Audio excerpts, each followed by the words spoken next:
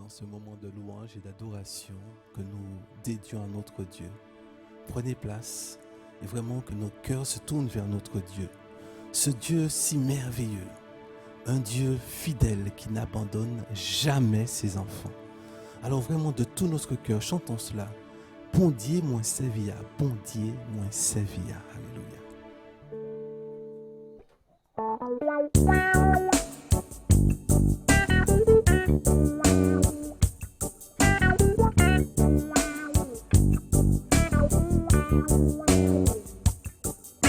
Bon Dieu, Sévilla, c'est un bon Dieu fidèle en pile, oui.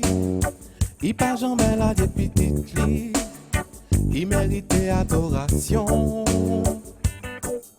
Bon Dieu, moi Sévilla, c'est un bon Dieu fidèle en pile, oui. Il pas jamais là des petites lits. Il méritait adoration. Bon Dieu, moi Sévilla, c'est un bon Dieu fidèle en pile, oui. Il pas jamais là des petites lits. Il méritait adoration. Bon Dieu, moi Sévilla, c'est un bon Dieu fidèle en pile, oui. Il pas jamais là des petites lits. Il méritait adoration. Il pas jamais là des moi en jour. Il pas jamais là des moi en jour. Depuis moi rencontré, tes amis éveillés. il pas jamais là des moi en jour. Il pas jamais là des moi en jour. Il pas jamais là des moi en jour. Depuis moi rencontré, mes amis éveillés. Il pas jamais là des moi en jour. Il pas jamais là des moi. Il pas jamais là des moi en jour. Il pas jamais là des moi en jour. Depuis moi rencontré, mes amis éveillés. Il pas jamais là des moi en jour. Bon Dieu, moi Sévilla, c'est un bon Dieu fidèle en pile, oui. Il pas jamais là des petites lits. Il méritait adoration. Bon Dieu, moi Sévilla, c'est un bon Dieu fidèle en pile, oui. Il pas jamais là des petites lits. Il méritait adoration. Bon Dieu, moi Sévilla, c'est un bon Dieu fidèle en pile, oui. Il pas jamais là des petites lits. Il méritait adoration. Bon Dieu, moi Sévilla, c'est un bon Dieu fidèle en pile, oui. Il pas jamais là des petites lits. Il méritait adoration. Bon Dieu, moi Sévilla, c'est un bon Dieu fidèle en pile, oui. Il pas jamais là des petites lits. Il méritait adoration. Il pas jamais là des moi en jour. Il pas jamais là des moi en jour. Depuis moi rencontré, fais amis éveil. Il pas jamais là des moi en jour. Il pas jamais là des moi. Il pas jamais là des moi en jour. Il pas jamais là des moi en jour. Depuis moi rencontré, fais amis éveil. Il pas jamais là des moi en jour. Il pas jamais là des moi en jour. Il pas jamais là des moi en jour. Depuis moi rencontré, fais amis éveil. Il pas jamais là des moi en jour. Bon Dieu, moi Sévilla, c'est un bon Dieu fidèle en pile, oui. Il pas jamais là des petites lits. Il méritait adoration. Bon Dieu, moi Sévilla, c'est un bon Dieu fidèle en pile, oui. Il pas jamais là des petites lits. Il méritait adoration. Il méritait adoration. Il méritait adoration. Il méritait pour nous louer. Il méritait nous adorer. Il méritait nous respecter. Il méritait pour nous louer. Il méritait pour adorer. Il méritait.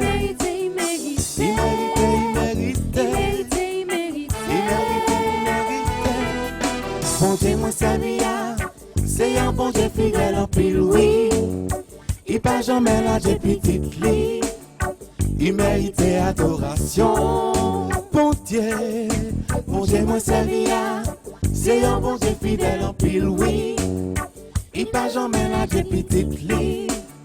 Il méritait adoration. Bon Dieu m'a servi à. C'est un bon Dieu fidèle en pile, oui. Il pas jamais la Dieu petite li. Il méritait adoration. Bon Dieu m'a servi à. C'est un bon Dieu fidèle en pile, oui.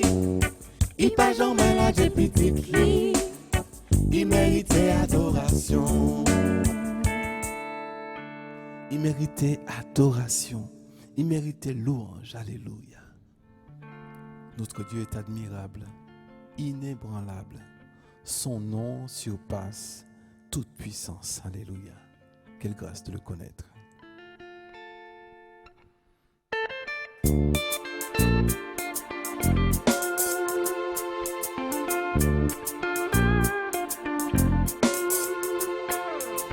Tu transformas l'eau en vin,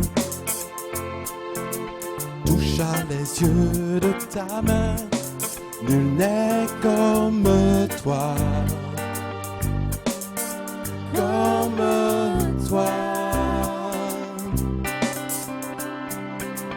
Dans nos ténèbres tu brilles, tu nous redonnes la vie. Nul n'est comme toi, comme toi. Tu transformas l'eau en vin, toucha les yeux de ta main. Nul n'est comme toi, comme toi. Dans nos ténèbres tu vis, tu nous redonnes la vie. Nul n'est comme toi, comme toi. Dieu est admirable. Dieu admirable, inébranlable. Ton nom surpasse toute puissance. Dieu de miracle, incomparable. Oh Dieu, oh Dieu.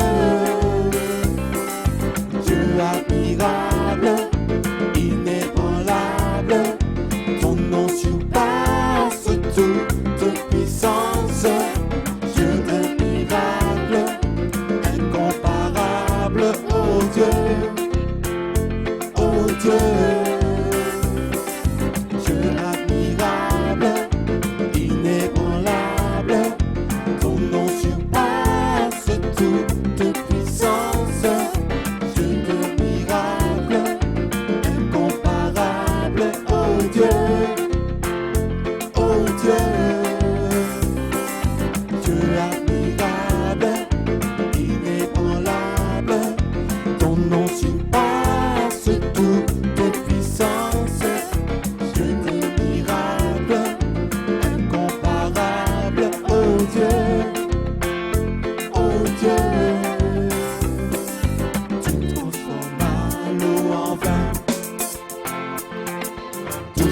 Les yeux de ta main, nul n'est comme toi, comme toi. Dans nos ténèbres tu brilles, tu nous redonnes la vie. Nul n'est comme toi, comme toi. Dieu est admirable.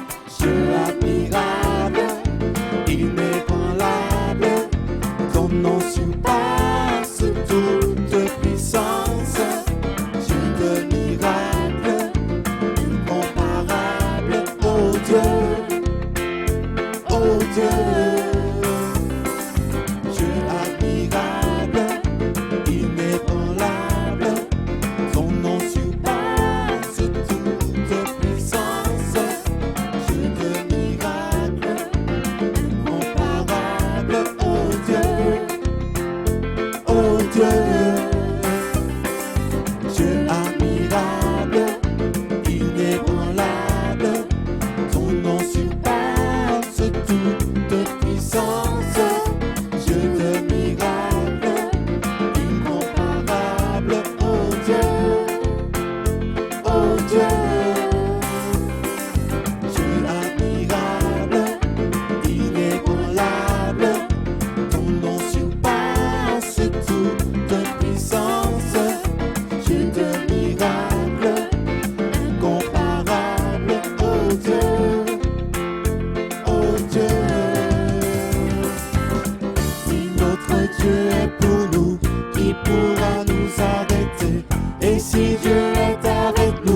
Qui sera contre nous? Si notre Dieu est pour nous, qui pourra nous arrêter?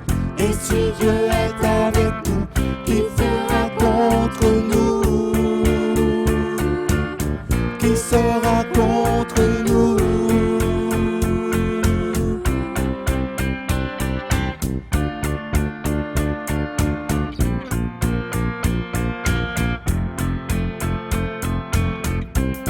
Dieu admirable, Dieu admirable, inébranlable, ton nom surpasse toute puissance. Dieu de miracle, incomparable, oh Dieu, oh Dieu. Dieu admirable, inébranlable, ton nom surpasse toute puissance.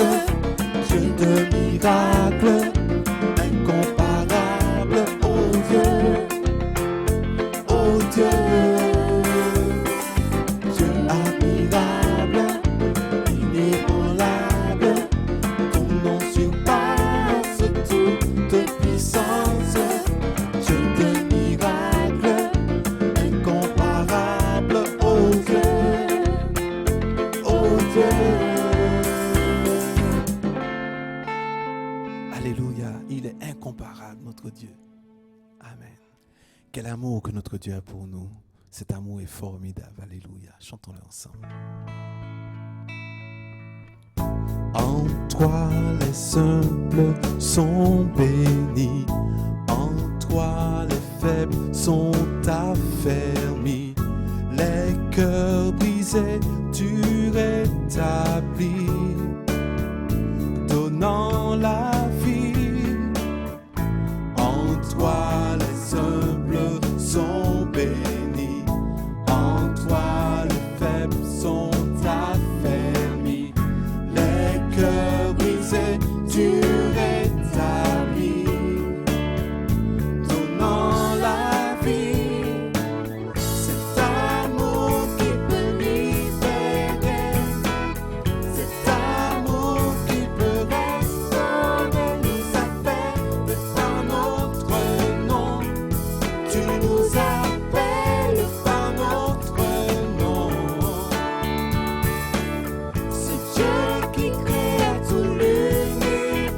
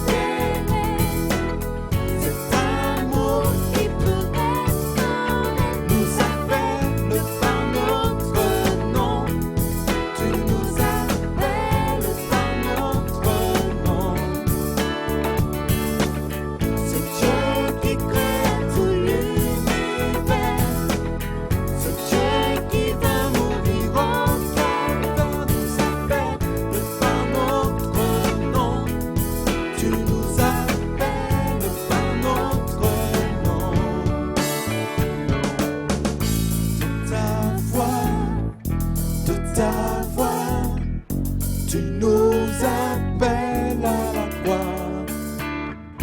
De ta foi, tu nous appelles à de ta foi, de ta foi, de ta foi, tu nous appelles à la croix. Cet amour qui peut libérer, cet amour qui peut restaurer, nous appelle par notre nom. Tu nous appelles par notre nom. C'est Dieu qui créa tout l'univers, c'est Dieu qui va mourir encore, nous appelle par notre nom. Tu nous appelles par notre nom.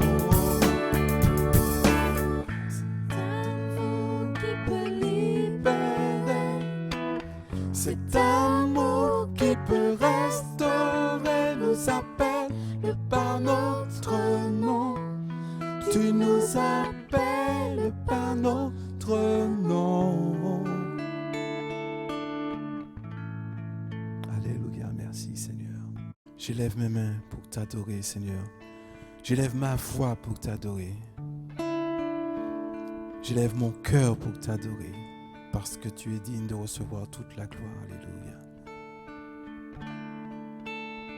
J'élève mes mains pour t'adorer. J'élève ma foi pour t'adorer. J'élève mon cœur pour t'adorer.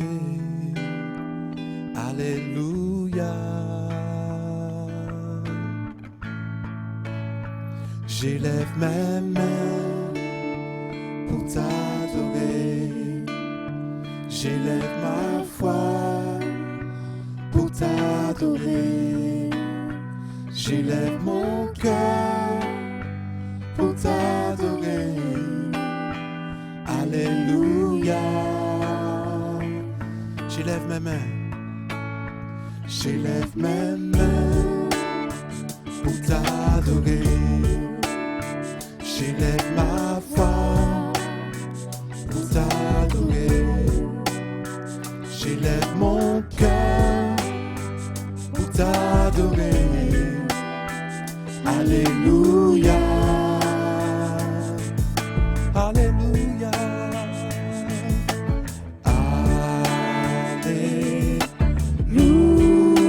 Alléluia.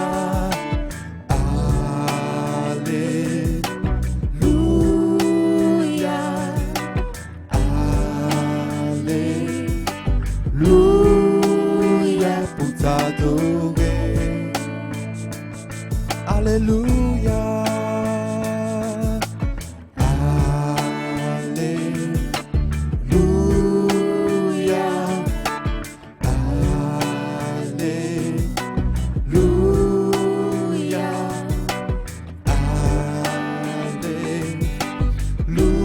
Alléluia pour t'adorer. Élève tes mains, élève ton cœur. J'élève mes mains pour t'adorer. J'élève ma foi pour t'adorer. J'élève mon cœur pour t'adorer. Alléluia. J'élève mes mains, j'élève mes mains pour t'adorer. J'élève ma foi pour t'adorer. J'élève mon cœur pour t'adorer. Alléluia. Alléluia. Alléluia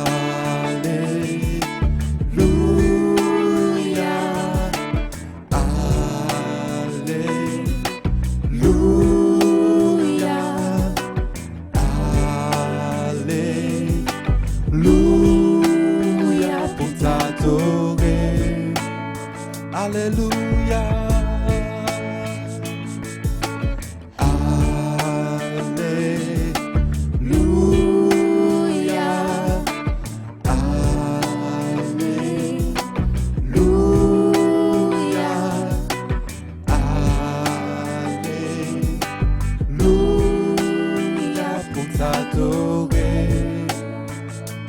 J'élève mes mains une dernière fois. J'élève mes mains pour t'adorer. J'élève ma foi pour t'adorer. J'élève mon cœur pour t'adorer. Alléluia. Alléluia. Alléluia.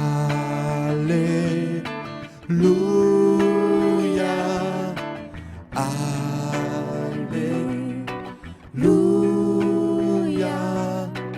Alléluia. Pour t'adorer. Alléluia. Merci Seigneur. Alléluia. Maintenant, place à la parole de Dieu.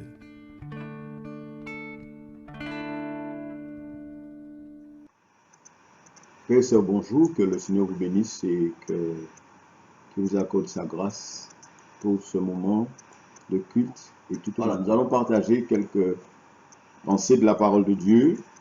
Et j'ai intitulé cette pensée notre nouvelle vie en Jésus. Donc, cette nouvelle vie qui nous donne une nouvelle identité et qui nous permet d'espérer un avenir glorieux. Donc, nous allons essayer de développer ça avec la grâce du Seigneur. Je vous fais une lecture dans l'Épître aux Romains, chapitre 8, à partir du verset 14 à 17. C'est Paul qui nous dit « Car tous ceux qui sont conduits par l'Esprit de Dieu sont fils de Dieu. Et vous n'avez point reçu un esprit de servitude pour être encore dans la crainte, mais vous avez reçu un esprit d'adoption par lequel nous crions « Abba, Père ». L'Esprit lui-même rend témoignage à notre esprit que nous sommes enfants de Dieu.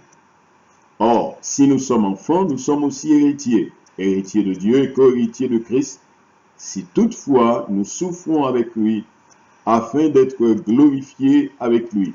Dans ce passage, nous avons deux expressions que je souligne, c'est simplement « Ceux qui sont conduits par l'Esprit de Dieu sont fils de Dieu ». Donc la notion de fils de Dieu. Et puis, l'Esprit lui-même rend témoignage à notre esprit que nous sommes enfants de Dieu. Fils de Dieu, enfants de Dieu, c'est la même chose. Et on est fils de, on est enfant de. Ok? Donc, pour développer cela, nous allons simplement nous attarder quelques minutes sur la notion de naissance naturelle. Et puis, naissance spirituelle, nouvelle naissance. Donc, tous, nous avons reçu une vie naturelle. Et j'aime à dire que cette vie naturelle est reçue un cadeau de Dieu. Tout ce que Dieu nous offre, c'est un cadeau de Dieu. Vous voyez, je n'ai pas choisi de naître, je n'ai pas choisi ma vie naturelle, je n'ai pas choisi ma vie humaine, ma vie biologique, ma vie terrestre. Dieu a décidé de faire de moi un être humain. Je ne suis pas un animal, je ne suis pas une plante, je suis une créature de Dieu.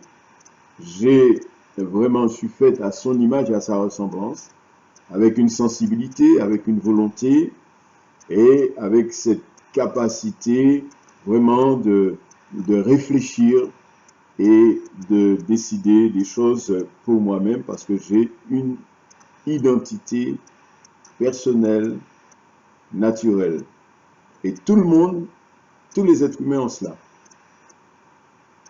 Mais voilà, quand Dieu a créé l'homme, tu as créé l'homme depuis la terre, il lui a donné le souffle de vie, et Dieu, dans sa relation avec l'homme, voulait que l'homme grandisse dans sa connaissance et justement se reconnaît comme fils. Vous voyez, tous ceux qui sont conduits par l'Esprit de Dieu sont fils de Dieu.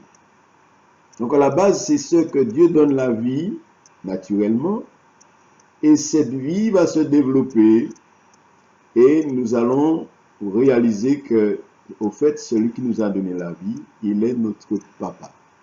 Donc nous sommes fils, nous sommes enfants. Seulement le péché est passé par là. Le péché est passé par là et la Bible nous dit, le premier homme que Dieu a créé, il a transgressé la loi royale, cette loi d'amour de Dieu, et il a entraîné toute sa postérité dans le péché. La Bible dit que ce n'est pas un seul homme que le péché est entré dans l'humanité, dans le monde, et par le péché, la mort. Mais comme Dieu n'est jamais pris au dépourvu, donc voilà, Dieu a prévu, comme la Bible nous l'enseigne, Dieu a prévu une nouvelle vie, une nouvelle naissance, et avec cette nouvelle vie et cette nouvelle naissance, une nouvelle identité en Jésus-Christ. Et donc nous allons nous arrêter à cette nouvelle identité. Et c'est Jésus lui-même, dans un entretien avec un homme dans l'évangile de Jean, chapitre 3, nous allons lire ce texte. Donc Jésus va parler de la nouvelle naissance qui nous conduit à une nouvelle identité, à une naissance spirituelle qui nous conduit à une identité spirituelle. Nous lisons ce texte, donc l'évangile de Jean, chapitre 3, et les 19 premiers versets.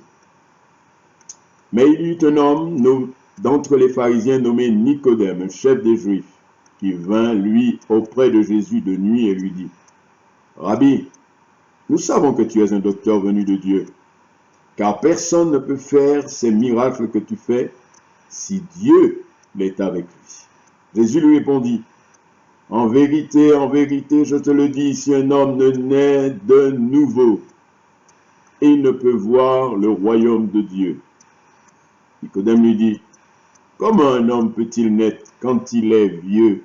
Peut-il rentrer dans le sein de sa mère et naître? » Jésus répondit, « en vérité, je te le dis, si un homme ne naît d'eau et d'esprit, il ne peut entrer dans le royaume de Dieu.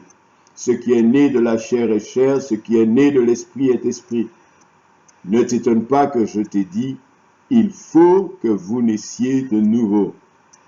Le vent souffle où il veut, et tu en entends le bruit, mais tu ne sais d'où il vient, où il va. Il en est ainsi de tout homme qui est né de l'esprit. » Nicodème lui dit, « Comment cela peut-il se faire? » Jésus lui répondit, « Tu es le docteur d'Israël, et tu ne sais pas ces choses. En vérité, je te le dis. Nous disons ce que nous savons, et nous rendons témoignage de ce que nous avons vu. Et vous ne recevez pas notre témoignage. Si vous ne croyez pas quand je vous ai parlé des choses terrestres, comment croirez-vous quand je vous parlerai des choses célestes? Personne n'est monté au ciel, si ce n'est celui qui est descendu du ciel, le Fils de l'homme qui est dans le ciel. Et comme Moïse éleva le serpent dans le désert, il faut de même que le Fils de l'homme soit élevé, afin que quiconque croit en lui ait la vie éternelle. Car Dieu a tant aimé le monde qu'il a donné son Fils unique, afin que quiconque croit en lui ne périsse point, mais qu'il ait la vie éternelle. Dieu, en effet, n'a pas envoyé son Fils dans le monde pour qu'il juge le monde, mais pour que le monde soit sauvé par lui. C'est celui qui croit en lui n'est point jugé, mais celui qui ne croit pas est déjà jugé, parce qu'il n'a pas cru au nom du Fils unique de Dieu. Et ce jugement, c'est que la lumière est venue dans le monde, les hommes ont préféré les ténèbres à la lumière, parce que leurs œuvres étaient mauvaises. Voilà. Dans ce passage, donc, Jésus met l'accent sur la nouvelle naissance. Il dit, si un homme ne naît de nouveau, il ne peut voir le royaume de Dieu. Quand on naît de la vie naturelle, on découvre le royaume terrestre que Dieu nous a donné. En tout cas, c'est une belle terre avec de très belles choses, quand on voit tout ce que nous voyons dans la nature, les cascades, la mer, les fleurs, c'est extraordinaire ce que Dieu a donné. J'imagine le jardin d'Éden d'où Adam a été chassé, ça devait être beau. Parce que c'est Dieu qui plante. C'est Dieu qui crée les fleurs, c'est Dieu qui crée l'environnement, les animaux, tout. Et c'est très beau. Mais voilà, le péché nous empêche de voir tout ce que Dieu a fait. Et c'est pour ça qu'il faut cette nouvelle naissance. Pour voir le royaume de Dieu. La Bible nous dit Dieu est esprit. Donc il faut voir les choses naturelles, mais il faut voir les choses dans un contexte spirituel. Et j'aime bien aussi ce que Jésus disait à Nicodème, qui n'était pas n'importe qui était un érudit, qui était un docteur d'Israël, un docteur de la loi. Hein? D'ailleurs, Nicodème reconnaissant Jésus, aussi un docteur. Tu es un docteur venu de Dieu. Nicodème était docteur aussi. Et c'est peut-être dans ce contexte-là qu'il se confrontait à Jésus. Mais Jésus a mis le doigt sur ce qui était le plus important pour Nicodème. Nouvelle naissance, naissance d'eau et d'esprit, pour voir et pour entrer dans le royaume de Dieu, pour effectivement bénéficier des choses de Dieu, des choses d'en haut. Je souligne aussi ce que Jésus dit dans ce passage. Ce qui est né de la chair est chair, ce qui est né de l'esprit est esprit. Il faut naître de l'esprit pour vraiment comprendre les choses de l'esprit. Et donc, nous savons que cet homme, Nicodème, il a vraiment saisi ce que le Seigneur voulait qu'il comprenne. Et la Bible nous montre que par la suite, cet homme, effectivement, il est devenu un disciple de Jésus. Donc, il a reçu le message de Dieu pour lui. Il a reçu le message de Jésus pour lui. Et il est devenu un fils de Dieu, un enfant de Dieu, certainement. Donc, nous voyons l'importance de cette nouvelle naissance pour nous donner cette nouvelle identité, cette nouvelle personnalité en Jésus, avec une destinée nouvelle.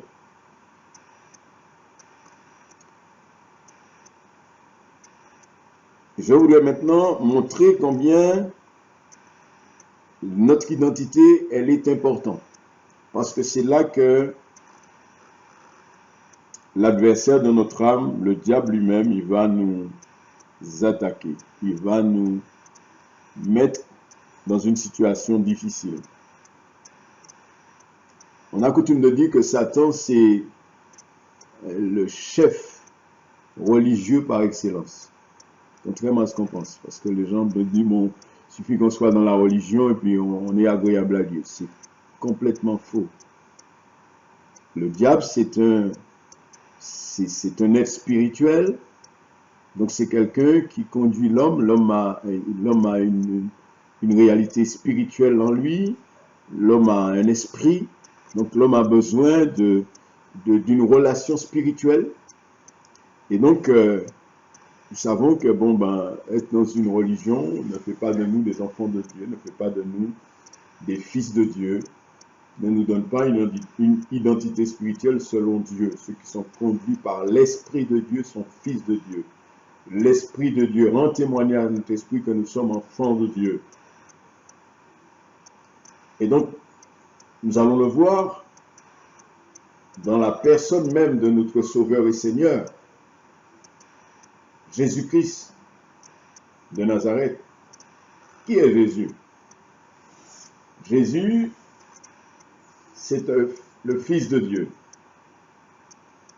comment Jésus est venu dans ce monde. La Bible nous dit, un ange est apparu à une jeune fille vierge et lui a dit qu'elle serait enceinte.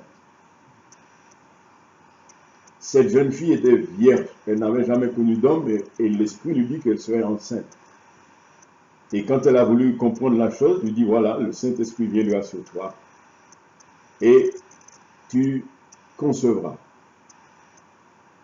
Et c'est ce qui fut. Elle crut et ça s'est produit. Donc cette Marie, puisque c'était son nom, elle se retrouvait enceinte par l'action de l'Esprit. Elle est fiancée, elle n'est pas encore mariée, et il était convenu à cette époque qu'une jeune fiancée, elle ne pouvait pas tomber enceinte avant d'avoir épousé son mari. Et là, la Bible nous dit que ça allait produire un scandale parce que Joseph n'était pas prêt à avaler cette couleuvre-là, si je peux me permettre. Sauf qu'il a fallu que l'ange aussi qui avait parlé à Marie puisse aussi venir visiter Joseph pour lui dire ne crains pas, parce que ce qu'elle t'a dit, c'est la vérité. Et c'est ainsi qu'effectivement, Jésus va naître de cette vierge. Il n'y a pas eu de relation entre Joseph, le texte biblique est très clair, entre Joseph et Marie avant la naissance de Jésus, même pendant la grossesse, aucune relation sexuelle. Et c'est ainsi que, par le Saint-Esprit, le Père va engendrer son Fils dans une réalité humaine. Le Fils éternel de Dieu devient le Fils de l'homme. Donc, il naît dans une chair semblable à la nôtre. Jésus n'était pas un esprit. Jésus a été conçu par le Saint-Esprit, mais Jésus était Fils de l'homme. Il s'est toujours présenté comme ça. Cela n'a pas empêché que, effectivement, la Bible nous dit que Jésus, comme nous, il a été tenté en toutes choses. Et précisément, nous allons voir que c'est sous son identité que le diable a voulu le mettre à mal. Et c'est ce que nous devons comprendre et accepter avec la grâce de Dieu ce matin, c'est que c'est dans notre identité que nous pouvons être menacés dans notre relation avec Dieu. Nous faire douter de qui nous sommes. Et c'est là que nous devons travailler pour que nous soyons sûrs, quels que soient les événements, quelles que soient les circonstances, quelles que soient les situations que nous pouvons connaître, que nous ne puissions pas douter de ce que nous sommes en Jésus. Donc nous allons aussi faire là une lecture dans l'évangile de Luc, au chapitre 4, où nous allons voir comment Jésus, le Fils de Dieu, a été confronté à Satan lui-même, au diable, et ceci par rapport à son identité. Donc nous allons lire dans l'évangile de Luc, au chapitre 4, du verset 1 à 13, et nous allons nous arrêter là aussi sur ce qui se disait entre l'adversaire et le Fils de l'homme, Fils de Dieu.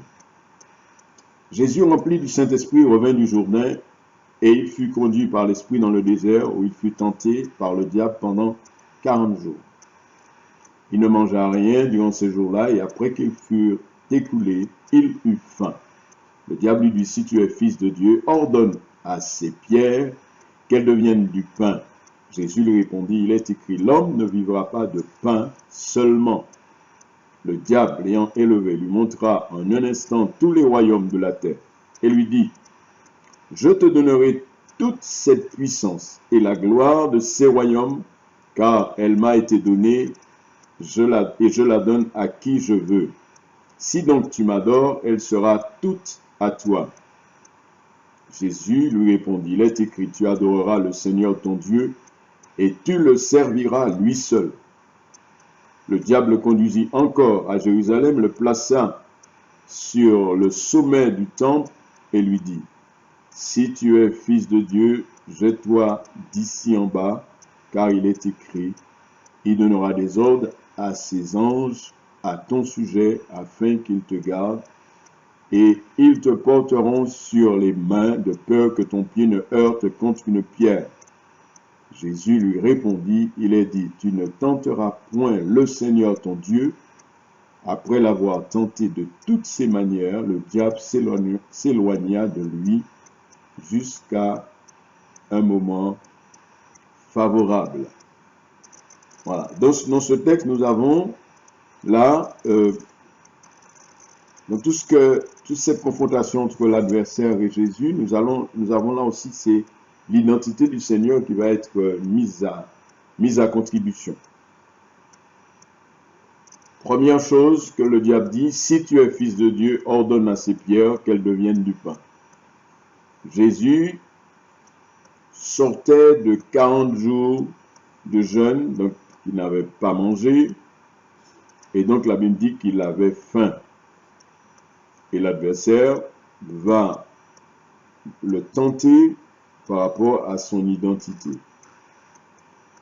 Si tu es fils de Dieu, tu es capable de transformer des pierres en pain. Si on se pose la question, Jésus a multiplié des pains, Jésus n'a jamais changé de pierre en pain. Pouvait-il faire cela? C'est lui qui a créé la pierre, c'est lui qui a créé les végétaux, parce que le pain c'est du blé, c'est un végétal. Je ne pense pas que ça pose un problème de faire cela. Mais à quoi cela servirait-il? Non. C'est pas ça qui allait prouver à Jésus qu'il est fils de Dieu. Jésus est fils de Dieu parce qu'il sait d'où il vient. Il sait qui il est et il sait où il va. Donc c'est pour cela que il a simplement répondu au diable, l'homme ne vivra pas de pain seulement. Ensuite, nous avons aussi notre identité notre identité est en lien avec ce que nous sommes dans le monde.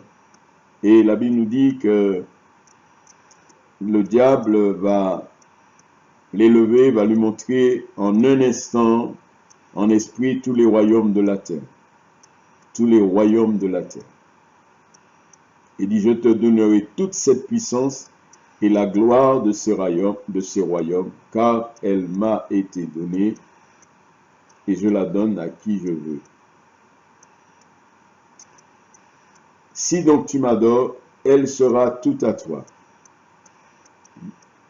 Et là aussi, nous voyons que Jésus ne s'est pas laissé piéger, puisqu'il a répondu à l'adversaire, tu adoreras le Seigneur ton Dieu et tu le serviras lui seul. Nous savons que nous sommes dans un monde où tellement de personnes acceptent de se prosterner, et ce n'est pas d'aujourd'hui. Dans toute l'histoire de l'humanité, le diable propose aux hommes de l'adorer lui. Donc la Bible nous rappelle que le diable est une créature, ce n'est pas le créateur. Les créatures sont appelées à adorer le créateur. Donc le diable lui-même est appelé à adorer Dieu, son créateur. Mais comme il a voulu usurper l'autorité de Dieu, donc il s'est octroyé le droit d'être adoré. Et c'est ce que les hommes sont arrivés aussi à croire qu'ils peuvent. On est dans un monde où il y a tellement d'hommes qui ont été des dictateurs, où ils se sont fait adorer. Ils ont créé des statues à leur effigie et ils se font adorer comme des dieux. Alors que la Bible nous dit, et Jésus l'a dit, tu adoreras le Seigneur ton Dieu, tu le serviras lui seul. Donc là aussi, Satan n'a pas pu vraiment troubler le Seigneur parce qu'il savait qui il était. Et puis la Bible nous dit pour la troisième fois encore, le diable le plaça sur le haut du temple. Donc là, on est en relation avec effectivement cette identité. Jésus se sait fils de Dieu. Jésus sait d'où il vient. Et Jésus sait. Et le diable va utiliser la parole de Dieu pour dire, si tu es fils de Dieu, jette-toi d'ici en bas, car il est écrit, il donnera des ordres à ses anges à ton sujet, afin qu'ils te gardent. Ils te porteront sur les mains de peur que ton pied ne heurte contre une pierre. Est-ce qu'effectivement, c'est quelque chose qui était possible pour le Seigneur? Mais tout à fait. Les anges sont au service de Dieu. Comme les anges sont au service des hommes créés à l'image et à la ressemblance de Dieu. Sauf que, voilà, Jésus répondit au diable, tu ne tenteras point le Seigneur ton Dieu, parce que on n'a pas besoin de, si on est sûr de qui on est, on n'a pas besoin d'en faire la preuve, en plus à quelqu'un qui est un menteur. Le diable, c'est un menteur. Donc nous voyons que l'adversaire, c'est toujours par rapport à notre identité qu'il va essayer de nous déstabiliser. Et non seulement le texte nous dit que il s'est éloigné de Jésus jusqu'à un moment favorable, donc il y a eu d'autres occasions où le diable est revenu à la charge pour encore essayer de piéger le Seigneur sur son identité. Nous allons juste nous rappeler, sans lire les textes, mais je vais juste vous citer les références. Donc, toujours dans cet évangile de Luc, à la fin du livre, quand Jésus, donc effectivement, acceptait donc d'aller à la croix pour expier nos péchés, bien voilà ce qui a été dit.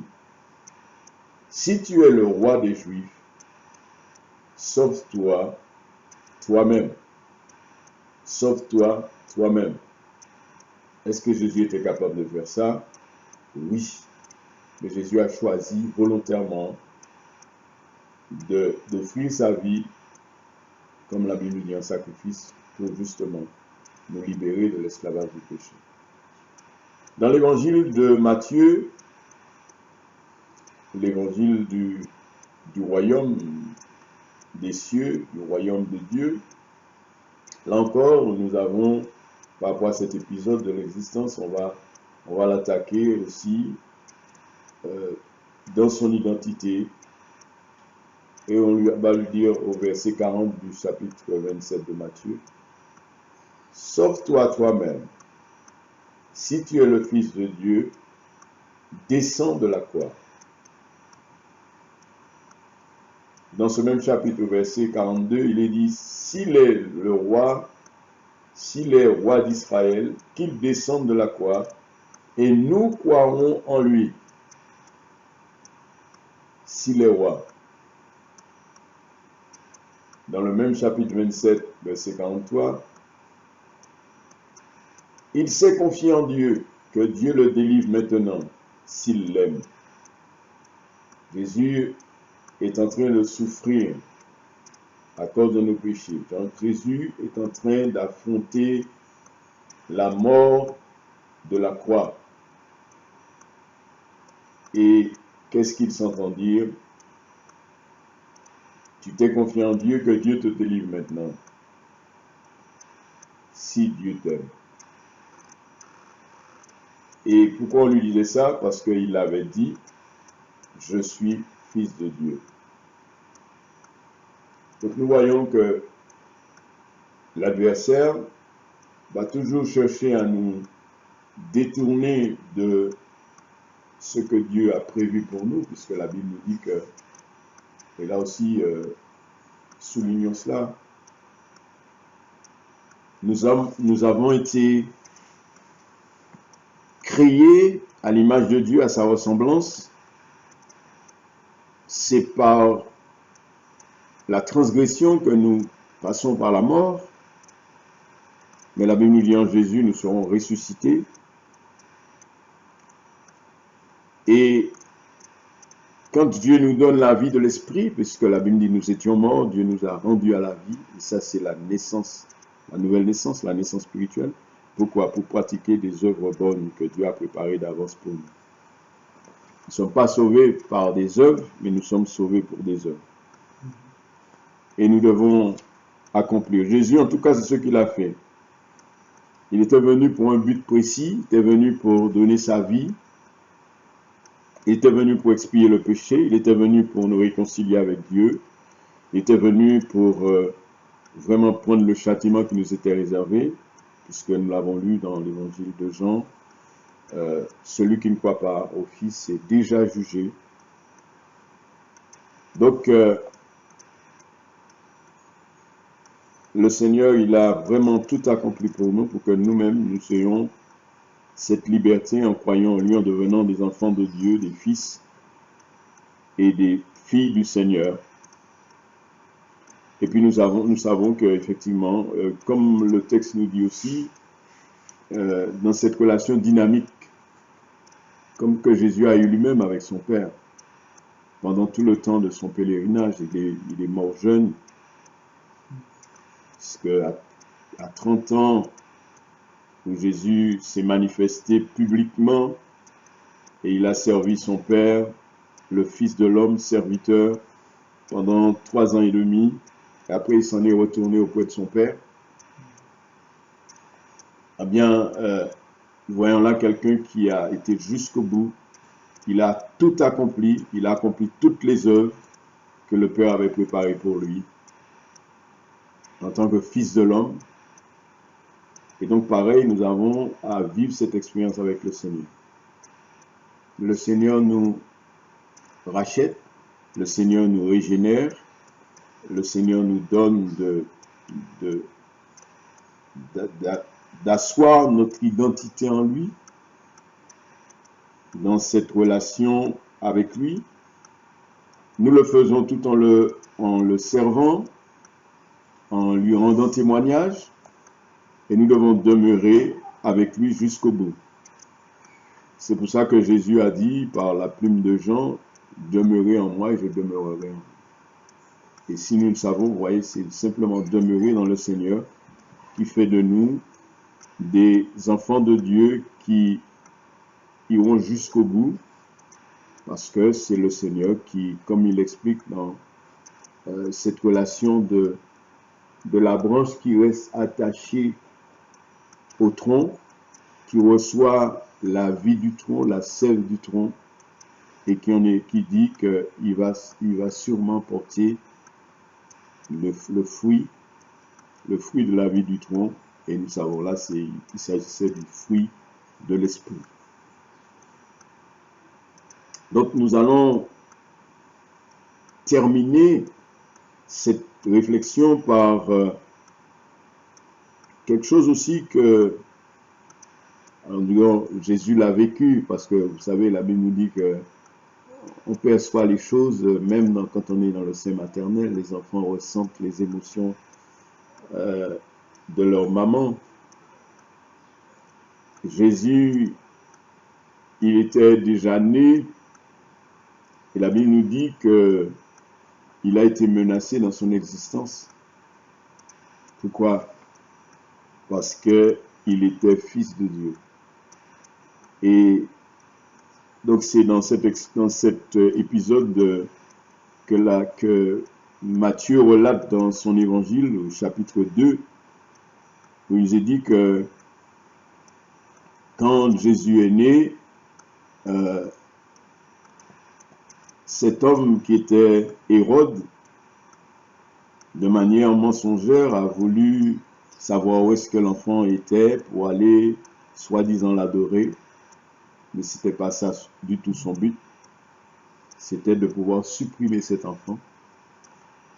Et comme Dieu veillait sur son fils, puisque même les parents ont dû fuir avec l'enfant, bien la Bible nous dit quand cet homme s'est rendu compte que bon, il ne pouvait pas atteindre son objectif de supprimer la vie de cet enfant, bien il va mettre à mort tous les enfants qui avaient l'âge de Jésus il va les mettre à bord. Et ainsi, il y aura eu comme un massacre de nombreux innocents, simplement parce que cet homme que je qualifie d'antéchrist a voulu vraiment empêcher au roi d'Israël de venir, au sauveur du monde de venir, parce que lui voulait garder le pouvoir, il voulait garder l'autorité que le Seigneur lui avait octroyée et qu'il voulait garder pour lui seul, même en agissant de manière aussi méchante, aussi mauvaise. Donc voilà, que le Seigneur puisse nous aider à demeurer dans sa grâce, à rester centré sur lui, pour que quel que soit ce qui va venir, que nous puissions rester debout, rester confiants. Si le Seigneur lui-même, il est passé par ce chemin d'être tenté et qu'il a su résister parce que il était sûr de sa relation avec son Père, il était sûr de sa communion avec son Père. Puisse Dieu nous aider à vivre cela ensemble, puisse Dieu nous aider à demeurer dans le Seigneur, puisse Dieu nous aider à demeurer dans la foi, puisse Dieu nous aider à demeurer dans la fidélité à son nom et à sa parole. Que Dieu vous bénisse, que Dieu vous fasse du bien, que Dieu vous renouvelle, que Dieu vous fortifie dans sa grâce. Au nom de Jésus. Amen. Que Dieu vous bénisse. Une bonne journée à chacun et à bientôt. En toi les simples sont bénis, en toi les faibles sont affermis, les cœurs brisés tu rétablis, donnant la vie. En toi les humbles sont bénis, en toi les faibles sont affermis, les cœurs brisés tu rétablis, donnant la vie. Cet amour qui peut libérer, cet amour qui peut restaurer.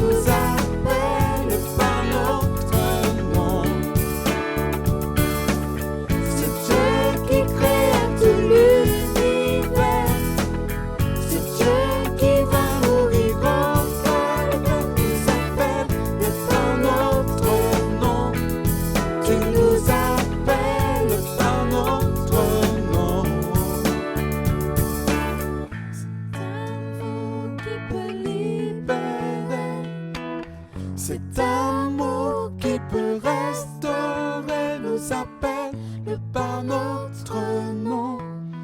Tu nous appelles par notre